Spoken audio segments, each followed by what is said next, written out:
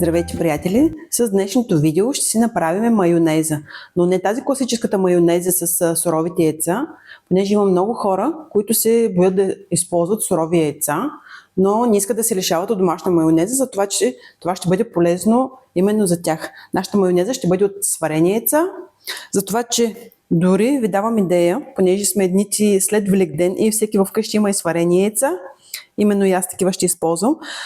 За рецептата са необходими сварени яйца, олио, сол и лимонов сок и задължително пасатор. Най-лесно става, между другото, в буркан, понеже след като се направим майонеза, можем да се затвориме и в хладилника поне една седмица ще бъде трайна.